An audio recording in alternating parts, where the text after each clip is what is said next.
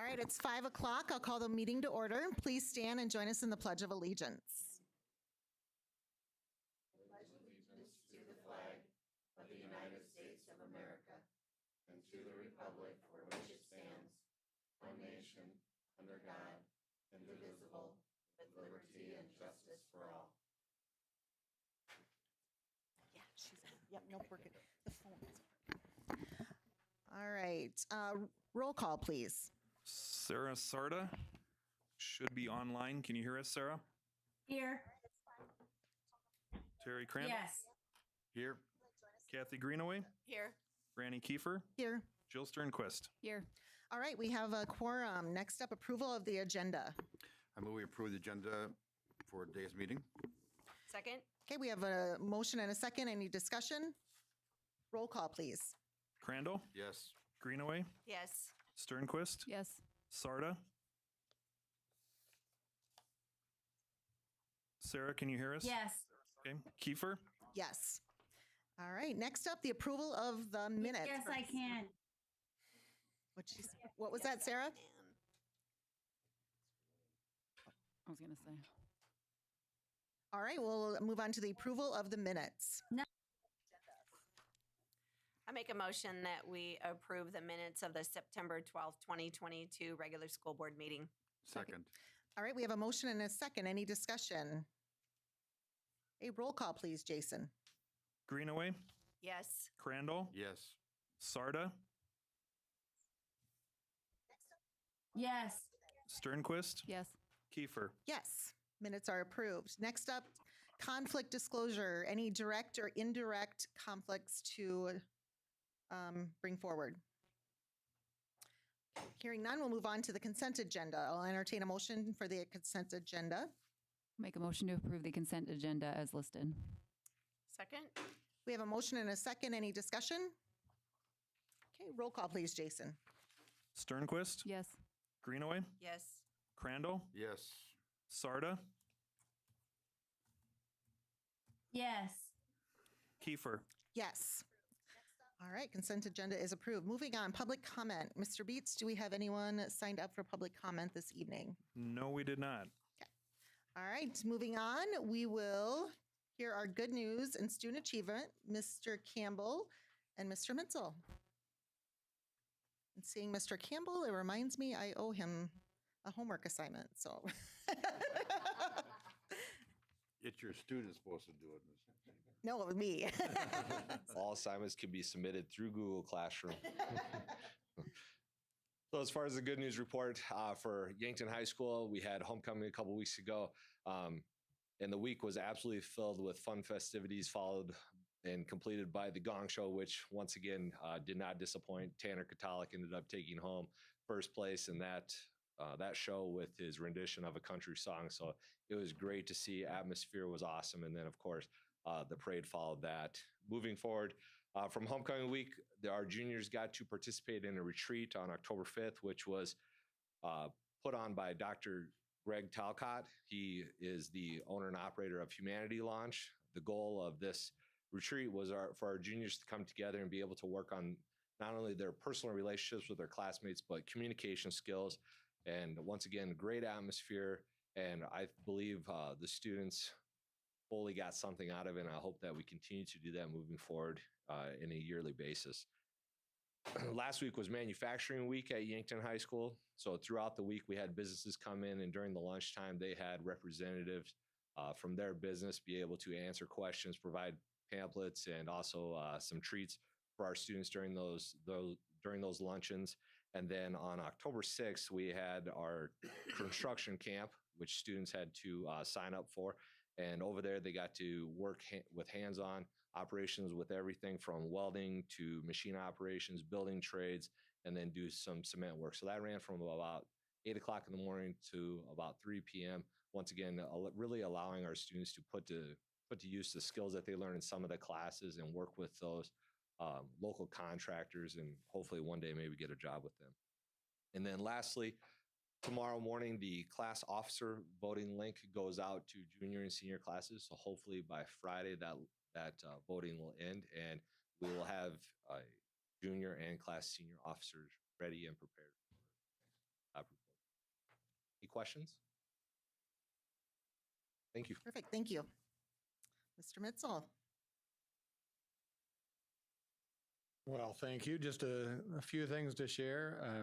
We brought back the Beetle Bridge Walk this year. We haven't done that since 2018. And our bridge walk is just a chance for our families to get together and enjoy some exercise and enjoy our beautiful surroundings.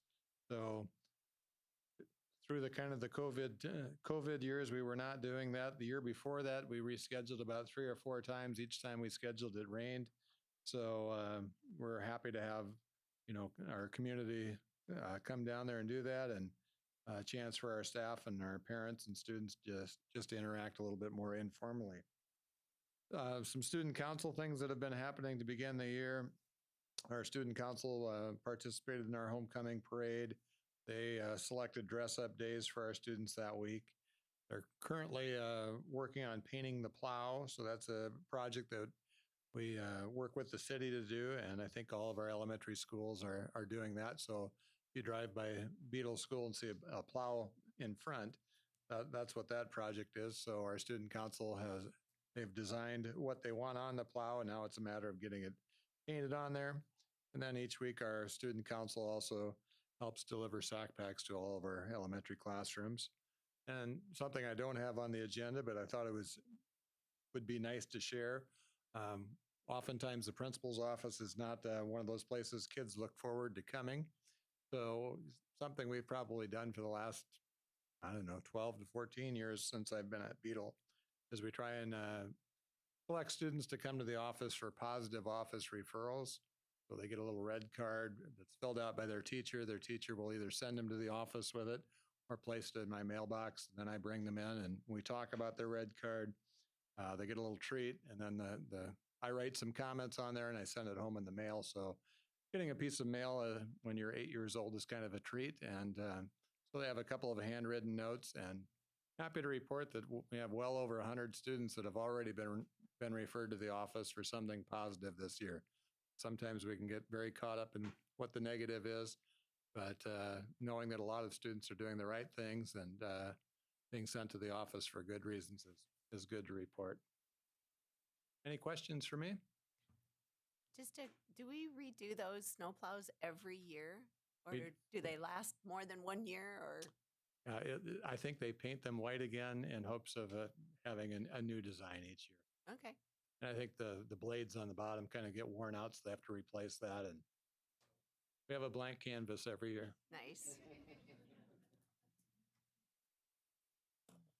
Perfect. All right. Number 8, curriculum and technology. I am excited about this as we get to meet our math interventionists. So good evening. I brought a couple of our math interventionists. Last month, I talked about our coaches and they came up and shared. And so the coaches, as well as the math interventionists, were part of our American Rescue Plan and how we're using our ESSER funds. So we have 4 math interventionists, Heidi Savvy, who was not able to join tonight. Carrie Evans was not able to join. And then 2 of them are here, Maggie Jaracek and Sue May.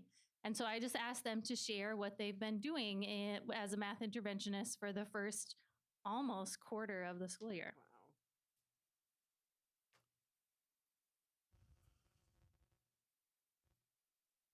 Wow. I'm Maggie Duracek, and this is a little tricky because it's my 6th day of the school year because I was on maternity leave with our baby. And so it's been a little bit overwhelming at the beginning just because all of the testing and everything's been done and I have already got all my kids. There was a sub there for me and she did a fantastic job of grouping all my kids. And so I have been meeting with them and it's been pretty exciting because I had a student last year at Beetle who transferred over to Lincoln this year. And I actually get to work with him this year. And it's been fun to see where he ended last year and how much he has grown so far this year. That's been cool. I'm Sue May, and I'm at Beadle and Webster working mostly with kindergarten through second graders.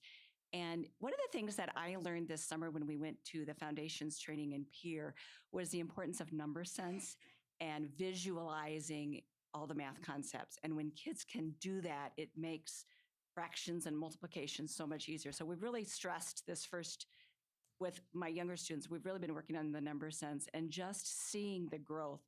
I was able to share with our team and Dr. Kendall, one of my students, that has just made tremendous growth in his number sense. And just being able to see using small groups and using the materials that we have that they can visualize and see those numbers has been great. One of the things that I've also done that I'm sharing with Maggie is working with the kindergartners to provide the classroom teachers support through games that come from our Bridges curriculum. The Bridges has a lot of visual skills, games, and activities. So being able to transfer those into the classroom so that all students can play those games has been something else that I've been working on. Mrs. May, if I may ask you a question. Do students move in and out of the programs throughout the year, or are they hard in the programs throughout the entire year? We're hoping that they'll be flexible and fluid.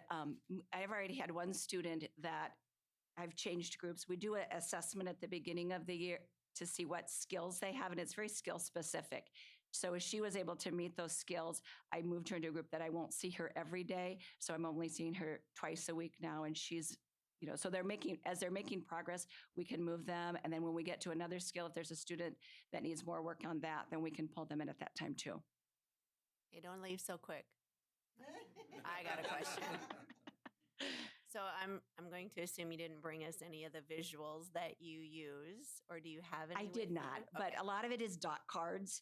And so that they can visualize seeing the number. So we've got a 10 frame, which they also have in their curriculum. I know the kindergarten first graders use a lot of the 10 frames. So can you tell me what a 10 frame is? So a 10 frame is a rectangle. It's got 5 and 5 so that they can visualize if I've got 5 plus 1 dot down here, that's 6. So it helps them when we're making 10 that they know if I've got 6, I need 4 more to make 10, which will help them then when they go to regrouping. So it's just being able to see the dots, the patterns that they can, does that make sense? Yeah, so when you say that you're giving them, is it sets, S-E-T-S? Yes, sets. Okay, so you're giving them a visual of numbers together, or you're giving them a visual for these dots? Because I'm trying to visualize what they're visualizing. So, well, in kindergarten, a lot of what we're doing is visualizing how to group. So those can be random dots so that they can see, like if I've got 9, I've got 3 and 3 and 3. If I've got, thank you, here's like a 10 frame. Okay, I got it now. And like if we have 7, maybe they're seeing 5 and 2, but somebody else is seeing 3 and 4. So just being able to see how numbers can be combined and that not everybody sees it the same way. So that's an instructional point that you can talk about how you see different groups at the younger ages. And then, so like we've been working a lot. So if we've got, so with some of our students right now, we're just working on making 5. So they can also transfer that into addition. So if I have 3, I know I've got 2 more spaces to make 5. And then as we get into the 10s, if I've got 8, I've got 2 more to make 10. And then when we get into the teen numbers, we've got a 10 frame plus the same 10 frame with 1s. So they can see it as one group of 10 and 6. So just being able to see how numbers are not just a numeral, the meaning behind it. So when they're working with it, they can group it. Okay. That makes sense. Mm-hmm. All right, thank you. All right. Thank you, Mrs. May. Maybe Mrs. Volness, you could send out a couple pictures to I the certainly board. can. And then thinking about this, like teaching our students, like Mrs. May was talking about 5. So if I know that 5 is a 0 and 5, it's a 4 and a 1, it's a 3 and a 2, when I add 27 plus 5, then I can say, oh, my 5 is a 3 and a 2, so I have 30, and then 2 more, so I have 32. And we can do mental math, and then it creates a lot more flexibility in math so that we're not always having to just write it down and only follow the algorithm. So that would be a way to build on to why we are working on breaking apart a 5 on a 10 frame. So we can see that flexibility in numbers. To go back to, And it is impressive when you see children or students doing that mental math in their head. I mean, right. Otherwise, like the only strategy we have is to write it down and say 27 with the 5 underneath and the ones place value, and then understanding that that's 12, and then I have to carry the 1, and where really it's just thinking about it as a number line. I can skip 3 to 30 and then add 2 more, and I broke apart my 5. And then that transfers to much larger numbers too. So, yeah. And back to Terry's question, I would also add on that our groups are in math interventionists are constantly evaluating their groups. We do a lot of progress monitoring. And so we talk about our groups, and we often are adjusting the duration of the times that they meet, as well as our skills, so that we're always targeting their needs. And our ultimate goal is to get them successful back in the classroom without the additional support. I would also add, Carrie Evans sent me an email. I just asked her if she wanted me to share something. And she said, I'm a math interventionist at Stewart and Lincoln schools, where I work with over 40 students.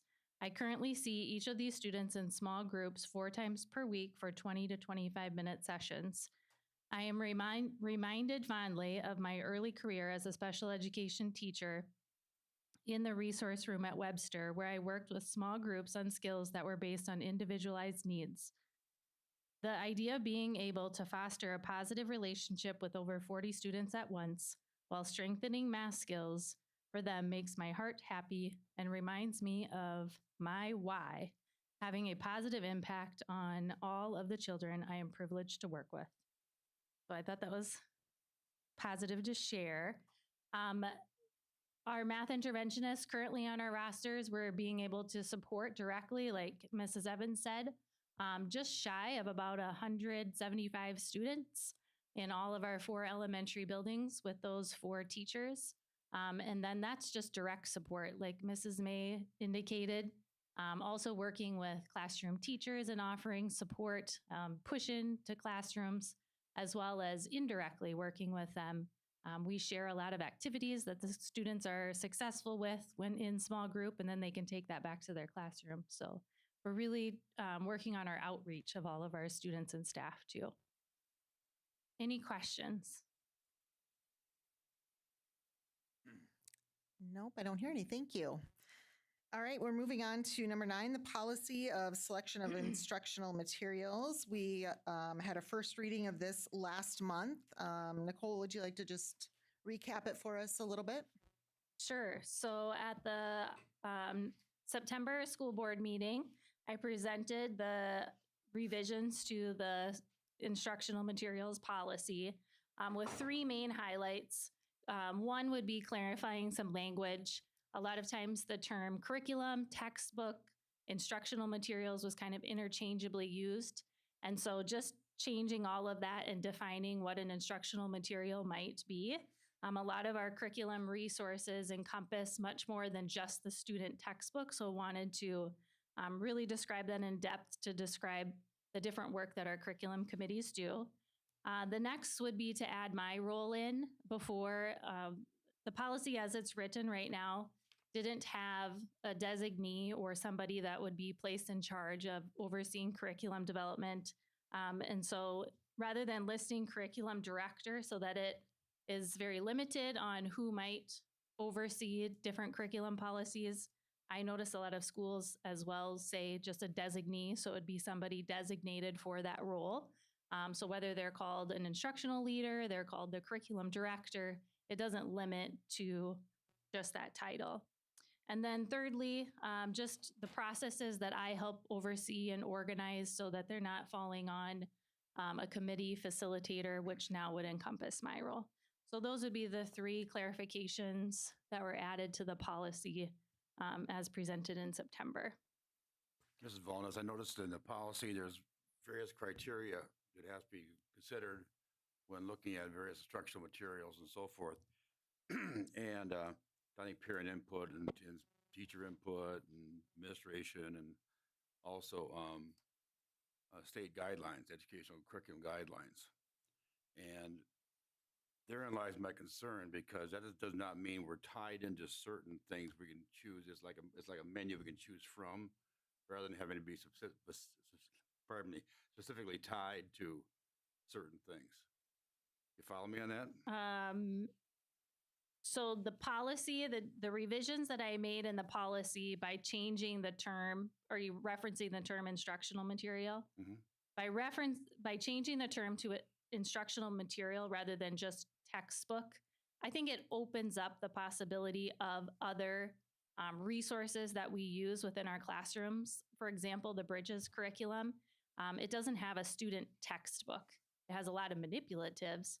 So then when we go through the curriculum process, it's a little vague or unclear when we say we're going to adopt a program called Bridges, but yet there's no textbook that goes with it. A lot of it might be a consumable workbook, or maybe it's some hands-on materials. Maybe it's an online website.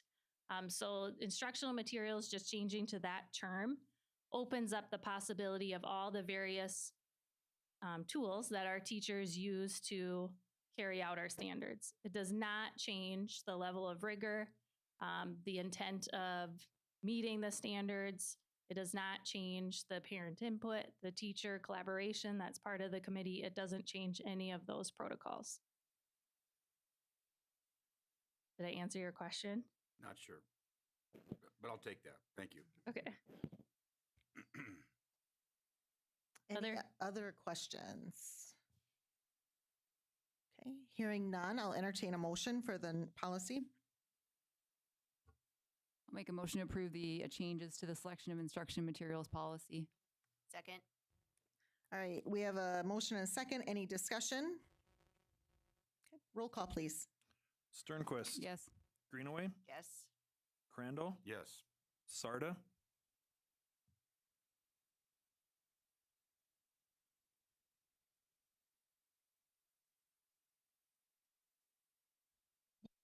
Yes. Kiefer. Yes.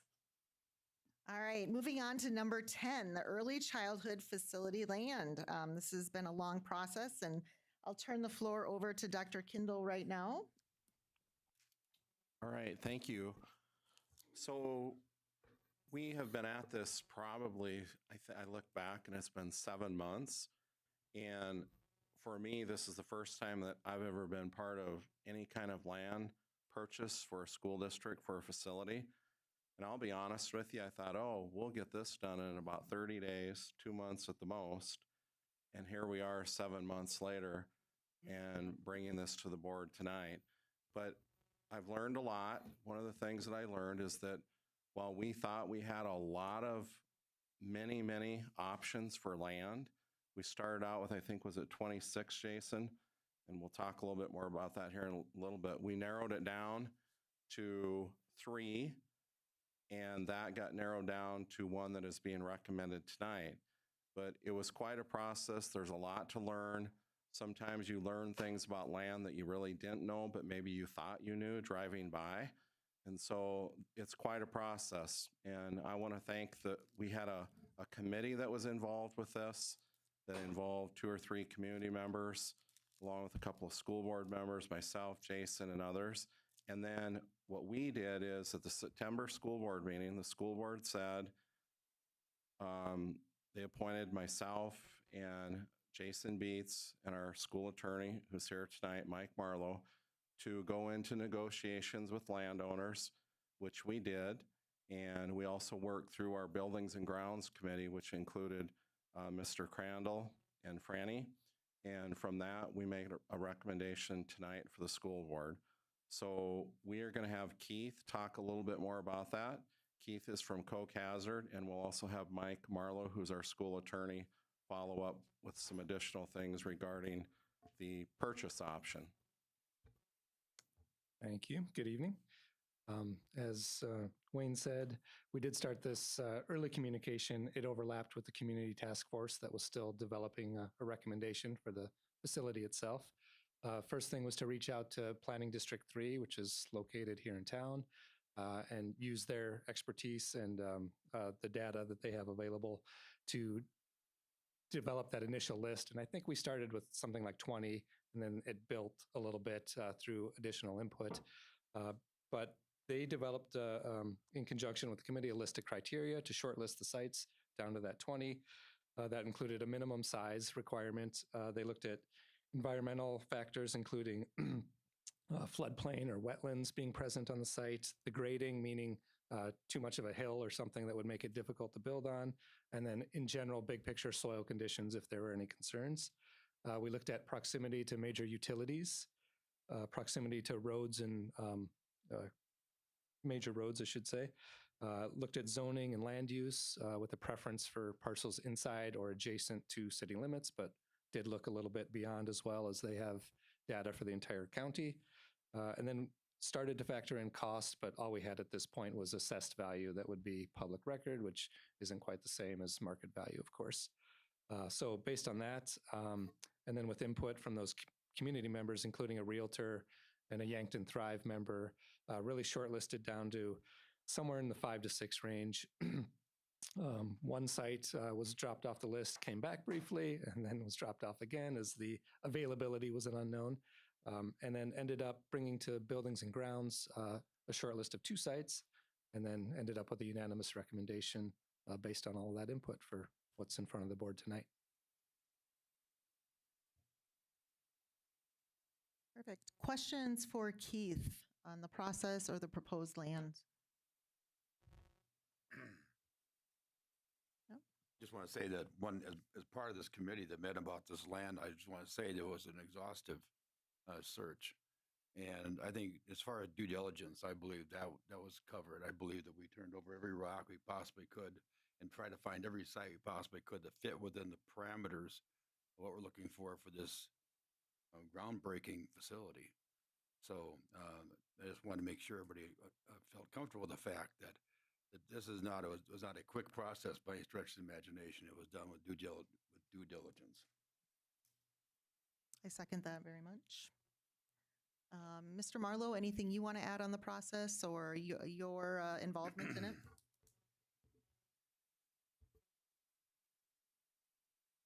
Good afternoon or good evening. Yeah, I can add a couple of things. You know, it's interesting sitting out there listening to 10 frames and consumable workbooks. I guess every profession really has their own vocabulary. And so what we're talking about here is an option to purchase and a purchase agreement. And there's some legal ease and language in here that is sort of part of the lexicon of lawyers, I guess. So I'll be happy to answer questions you have about the option or the purchase agreement in particular. But in general, so the process really was exhaustive. It was interesting from my standpoint. I didn't get involved until we probably, I think, narrowed it to maybe a dozen or so sites.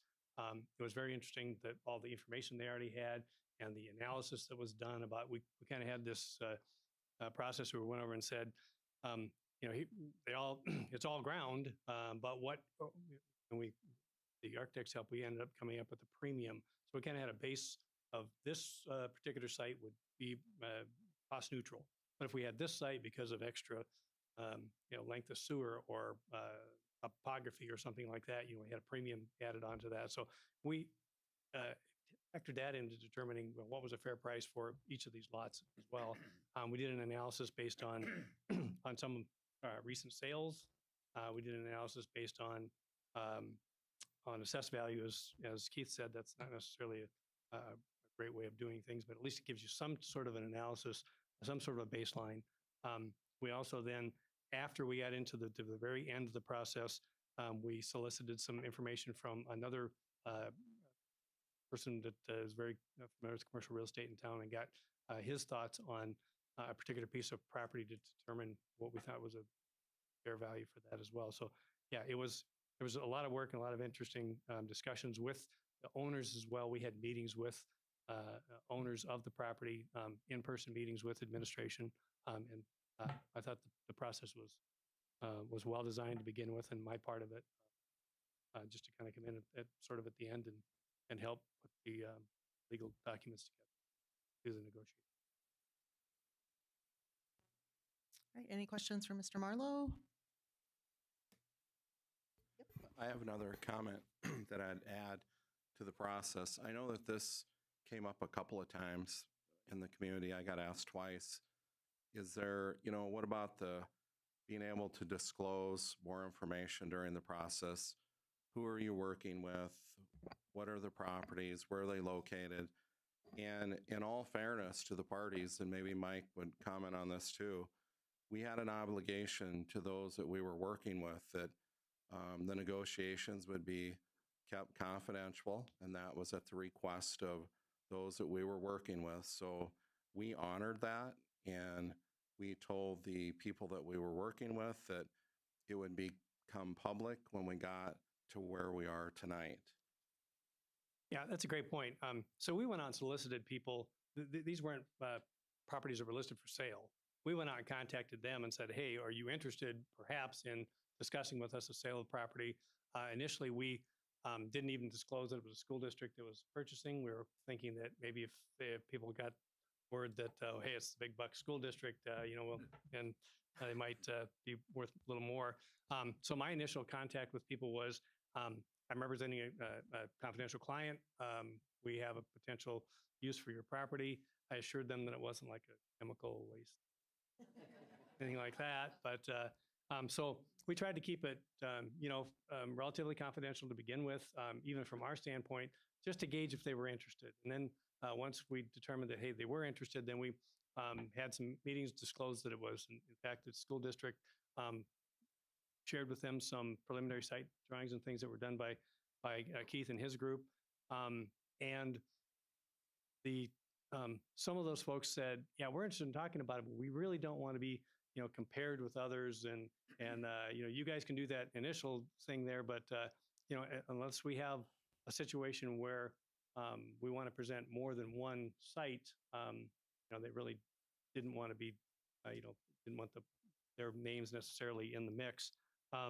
We, I think, originally had anticipated we would probably bring more than one site to the school board for your full consideration, and that just, we certainly were in negotiations like that, and it really seemed that there was one that really came to the top that everybody was agreeing on, and that's what the committee wanted to bring to the full board. So that's how that process went.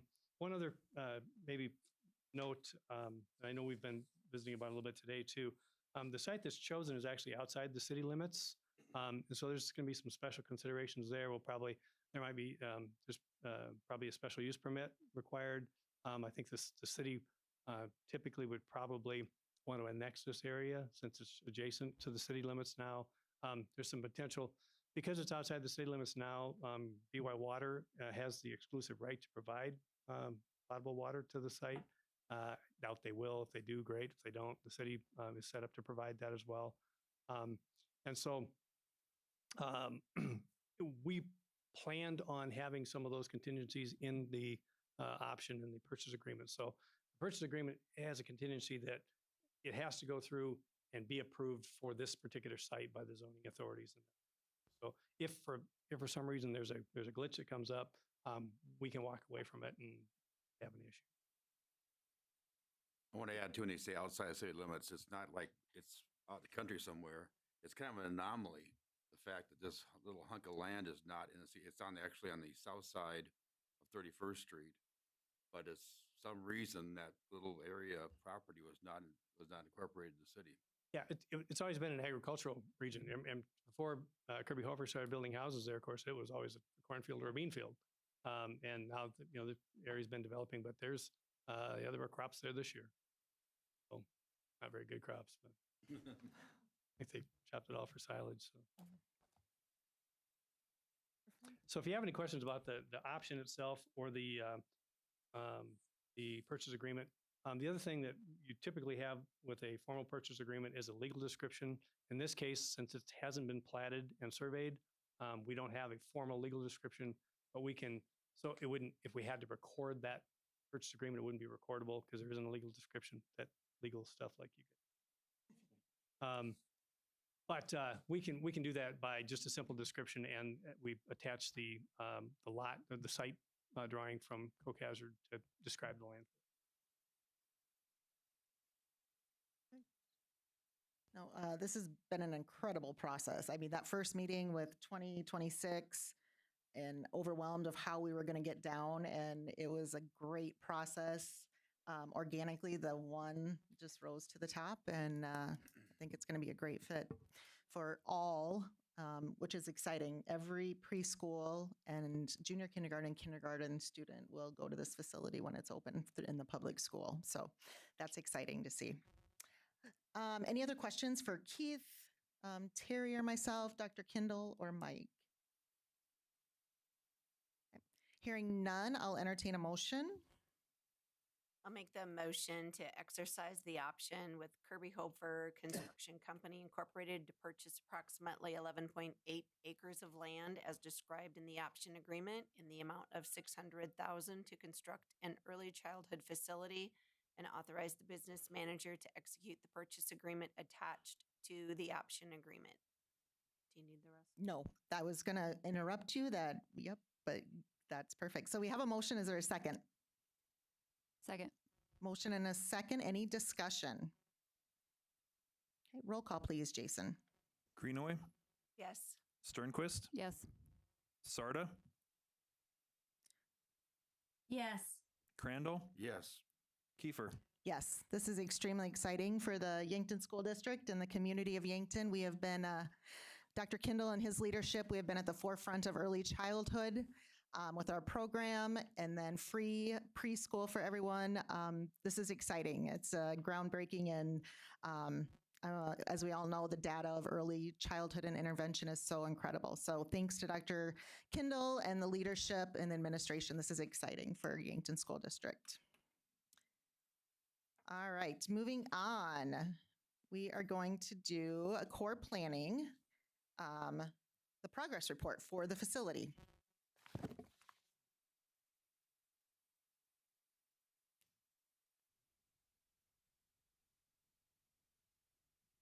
Jason, is Valerie on?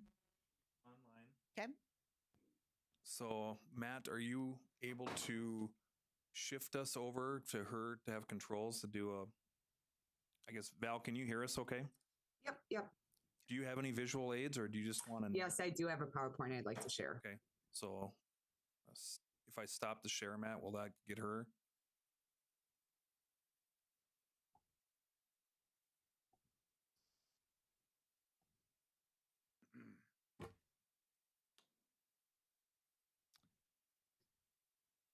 It says screen sharing is disabled for now.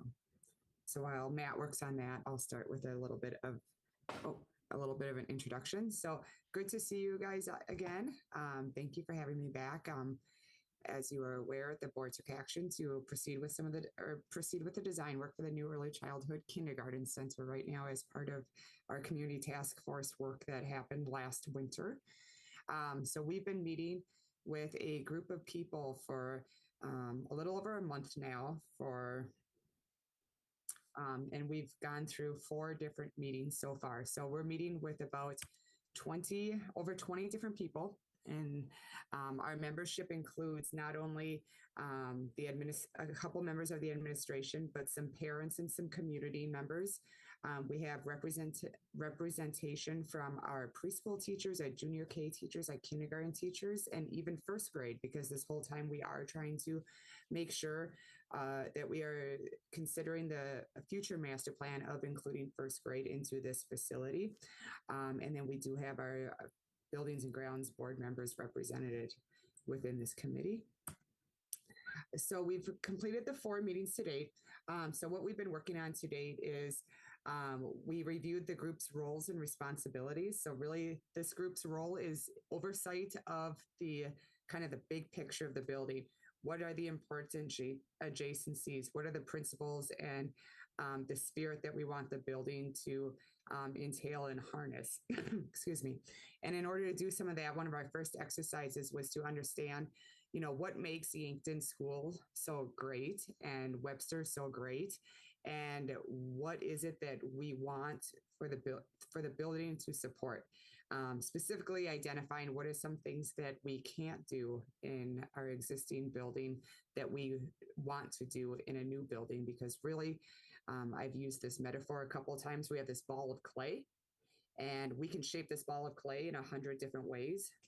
But together we're going to shape it the way that's best for Yankton and this early childhood kindergarten facility. What we've also been up to is exposing the group to new learning environments and how those learning environments can support education today. And more importantly, being flexible and nimble for education in the future. Much like you guys were learning how math is taught today, a lot different than how you were taught before. We are just trying to keep that in mind when it comes to the facility itself, that math will likely probably be taught different again in 20 years, but this building will still be around in 20 years. So we've done that through virtual tours.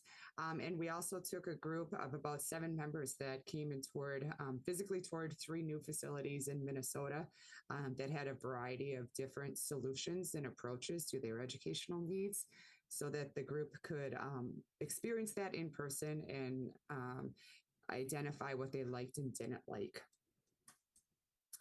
So generally through all of this, understanding what makes our culture unique, what makes Webster and our early childhood programming unique, and learning how new schools are being built and designed today to support education needs. That's where we discussed what do we like and what we don't like. We use those to develop some of our criteria. The criteria is in draft form right now, but I can give a couple of examples of what the criteria is looking like. It says the spaces should be welcoming, inviting, exciting, fun, calming, and comfortable. They should be safe and functional. Spaces should provide for flexibility and limitless options. The design should incorporate a sense of belonging and community throughout. Grade levels and teachers should be grouped and organized together, and learning should be visible. So that's just kind of a taste of some of the criteria that's been developed. Through that criteria, we've been going into diagram development of kind of spacing out our bubbles and our rooms and what belongs next to each other, what's a low priority, what's a high priority, and sometimes rethinking it. Well, sometimes they thought was a high priority last meeting. Now they've thought about it or talked to some of their peer groups, and we're revisiting that topic. So again, it's identifying those major adjacencies, master planning for additions and expansions, developing that consensus and refining criteria. Just so you know, the photos you're kind of seeing here is actually the group kind of creating their own floor plans and bubble diagrams that we discussed. We did this activity in the 3rd meeting, and then we discussed the results of it in our meeting from last week. So in our next couple of meetings, we will continue that design or that diagram development and continue testing that criteria.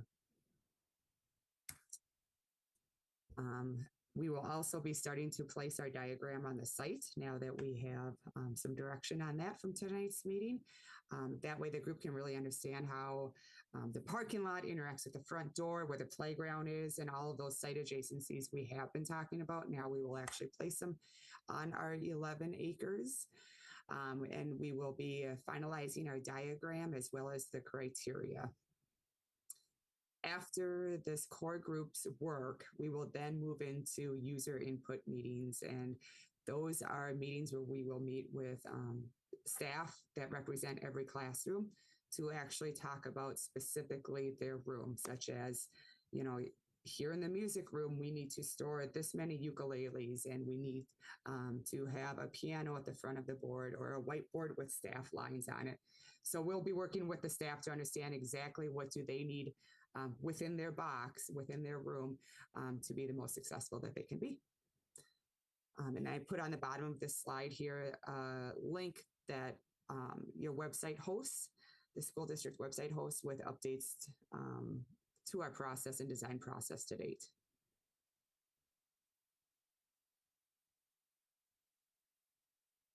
And with that, if anybody has any questions, feel free. Just want to say, as being part of the process, this process as well, I've been very appreciative of the work that Coke Hazard and Wold have done with this whole development. I want to thank you, Valerie and Keith, for what you've done with this. And also as part of the development of the high school, when it was built just through the city commission, we basically were given our boxes. Then it says, here's your box, do something with it. But in this case, the committee has been given a chance to design where the boxes even go. So I thought it was really important. There are members of that committee who are here this evening. And with your permission, if anybody from that committee would like to say anything about the process they've seen so far, how they feel about the process and where they feel the direction is, where we're heading with that, and also perhaps the fact, do you feel like you're being heard through this whole process? So if anyone would like to speak to that, I'd like to hear that.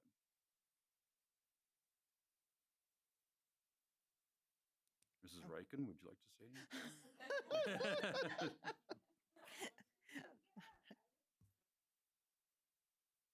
Are much more valuable, but I'll start and I bet a couple of them will get up. So something probably most of us will never get the opportunity to participate in a project like this. So I didn't really know what my expectations were because obviously I haven't been through this before, but have really appreciated working closely with Val from the beginning. You know, when we started, I think in our big initial committee, you know, let's be honest, we were like, where's she going? What's the point of this? Why? And she assured us, I will get you to where you need to be. And although we have a lot more to go, I can see that. It's just such a monumental event in project, in my opinion. I mean, even when we talked about, let's go visit, let's go find schools, we have any around here. You know, we traveled to Minnesota, we traveled 6 hours away. And still then when we traveled, we didn't see a specific early childhood facility. So I think one thing that our community and our staff and our board really needs to know is that this is incredible. I mean, nobody has such a thing. And we have said from the beginning, since we started preschool and pre-preschool and now with the building, like, the Yankton School District, we are trailblazers. And thank all of you and the support of the committee and our staff for making that happen, because it has grown in the last 16, 20 years. So I think the process has been great. I think the voices of teachers have been heard and likely will be heard more. Val knows more about that. But, you know, to know that they'll get to sit down and say, here's what I need in my junior kindergarten classroom, because those of us who aren't in that junior kindergarten classroom don't have that. So, and I think Val has made that apparent through all of our every other week meetings that these are options, you know, and we've kind of mocked ourselves because our group came up with different floor plans, and my group especially, like, why'd you put kindergarten or preschool up there? I don't know. We didn't know where else to put it. So yeah, it was a bad idea. But our group is good with that. And I, although it wakes me up a little bit at night to think, I hope we get all of this right. I feel like the guidance of Val and our staff going to get there. And it's just an incredible endeavor that I can't wait to see happen. So. And maybe Mrs. Dukeshire or Mrs. Mosier, without putting me on the spot, want to get up and say something from a teacher's perspective. Jerome and Cody, the committee too, Nicole.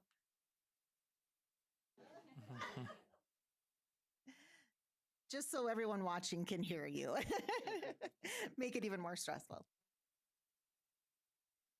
Overall, I think Melanie summed it up very well. Val's guidance is just unbelievable. She asks a lot of questions and kind of pointed questions sometimes, but they get us there to be made. For me, the school visits that we did helped to direct us. When we had the meeting where we put the plans together, we plopped all these things along, but once we were able to visit those schools and see those plans in action and how it was, we came back and we're like, oh yeah, we would do this and this, and you know, and could evaluate and make the changes so that facility can.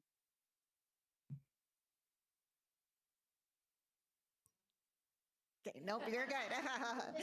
Nope, that's excellent. So, and kind of like we were talking about earlier with, learning a different kind of math, and this will be a different way of education, and just what goes along with it is, the professional development and everything. So it's going to be a process, but an extremely exciting one. So any questions for Val or anyone here tonight? Yep. One other thing, for people who would like to keep up with this process and kind of learn more or just follow, all of this has been posted on our website. It's easy to find, and there are updates every time we meet as a committee. It gets updated, so you can go on there from start to where we're at now, and you can have all the information that everybody else has that attends the meeting. So you're welcome to go on there, anybody in the public, our parents, other staff. And so please get on the website. If you have any questions, you can get a hold of one of us. We're happy to answer what we can. Okay, do you know how to get there? Because I've been clicking around here ever since I seen it come up on that slide, and I have not been able to find it. So I'm going to just confess right up front that I Nicole, can't find it. So do you just want to, do you know where it's at on there? Nicole, you want to drive and kind of give a little orientation? It'll also be in this month's Kendall's Corner again. There'll be the site will be listed, but. Okay. All right, so on the district home screen, remember you have these really cool scrolling pictures. And you can find this in multiple locations, but the most static place is right here on the bottom, with our American Rescue Plan, which I talked about earlier, Return to School Plan. So right here, just click EC Development Center. And then here is all of the information. During the presentations, they reference the work that we did last year on the facility study. So you can click here and it will go to that web page that was curated last year. All of that content is still there.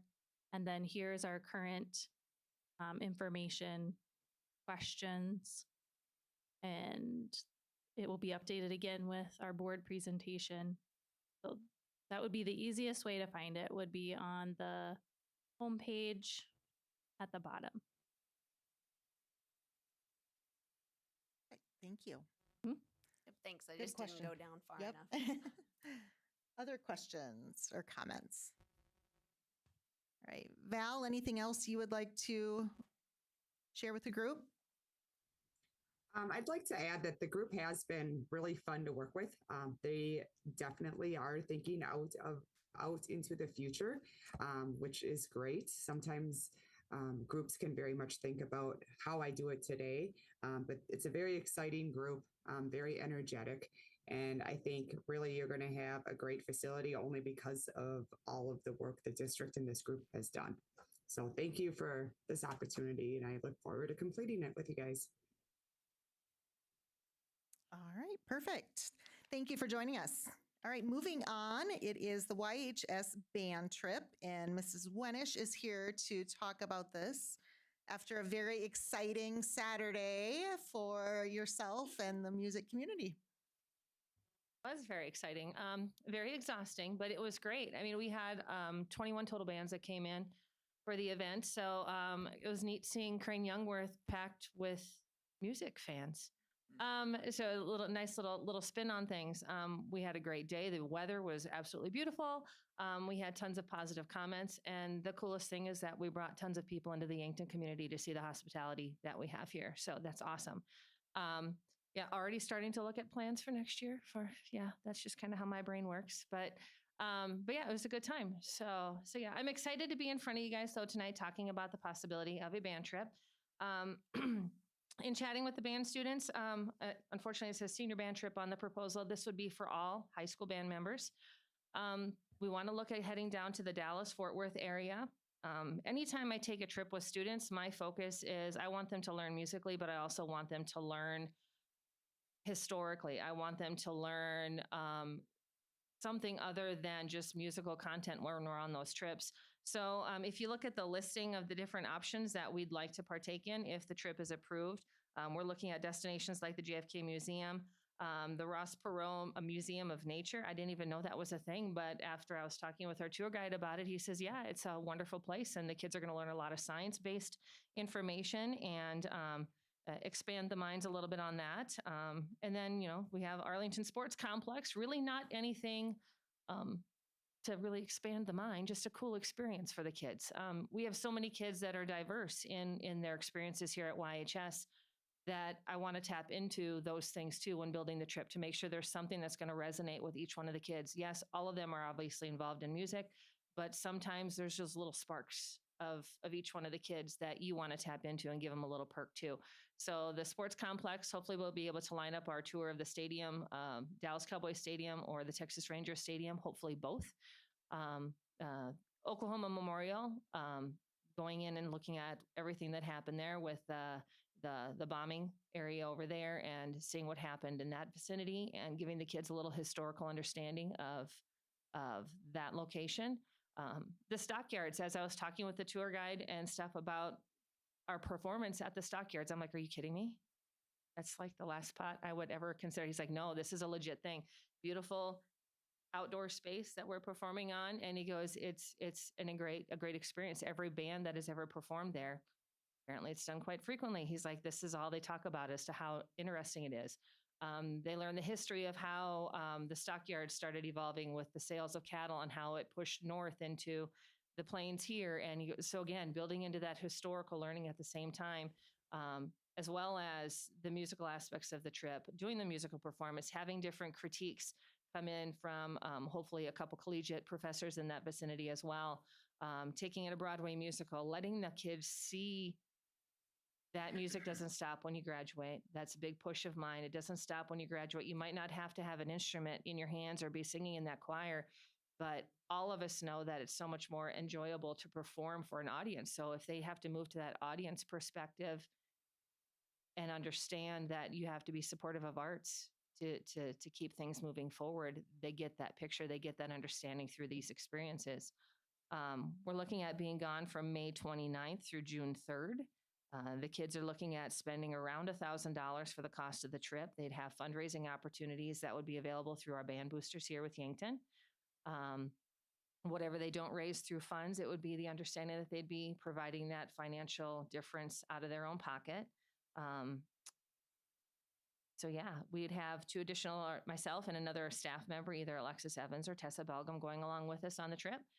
So there'd be a different, another mutual staff members there to help with supervision, as well as having some band parents along for chaperoning.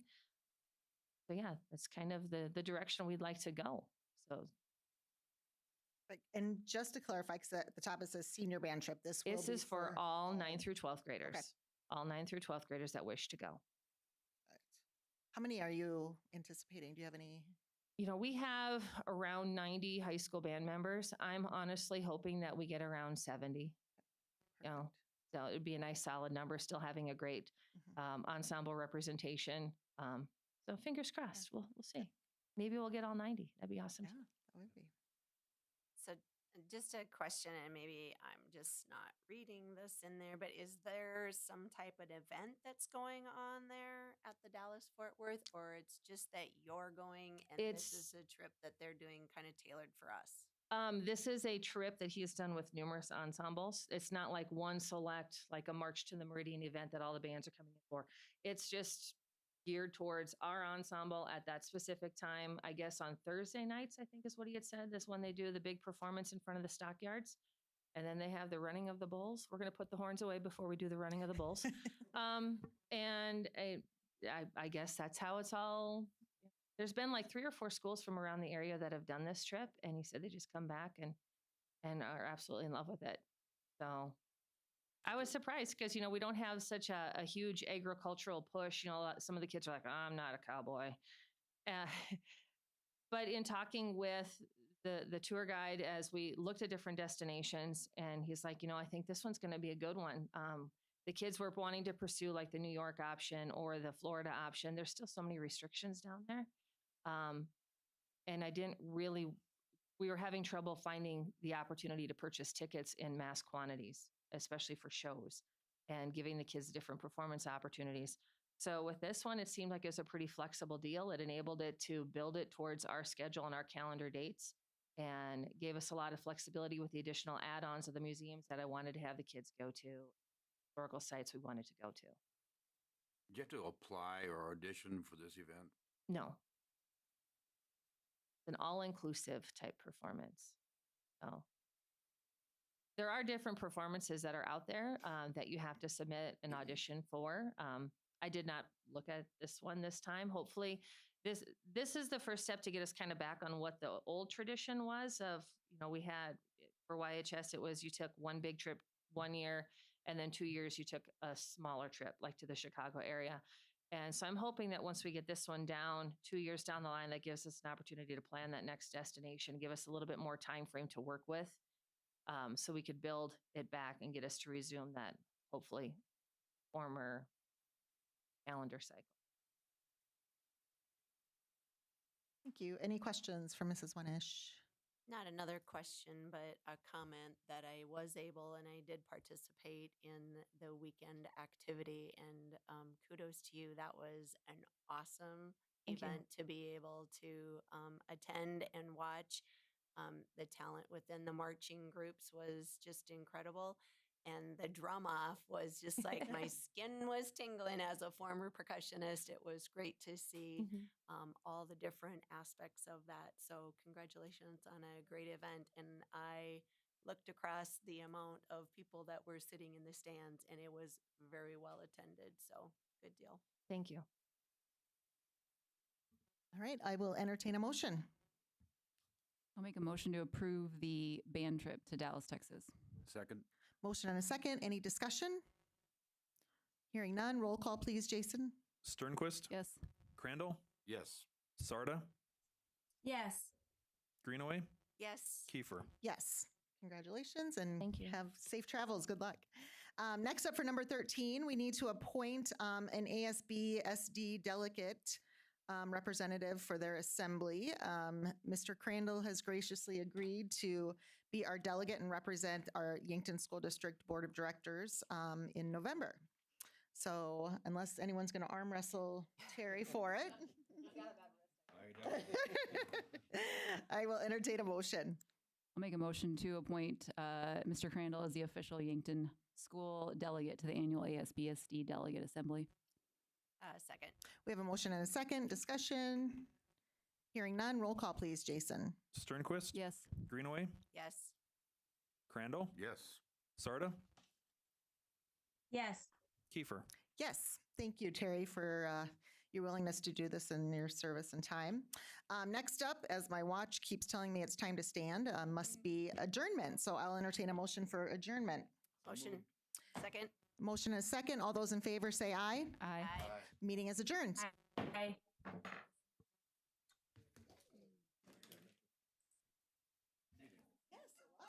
Kathy? Yeah. You can also go on the webpage menu, down to the bottom, resources, and it's right there. Man, I just tell you, I struggled with it. And I'm like, there's got to be an easier So, way. Go back to, All right, so menu. click up, yep, scroll down. You know, part of my problem There it is. is, Early Childhood Development Center. So menu to resources. Okay. And you're right back, yep. All right. Well, it was good to make the announcement so people could hear it, and if they wanted to.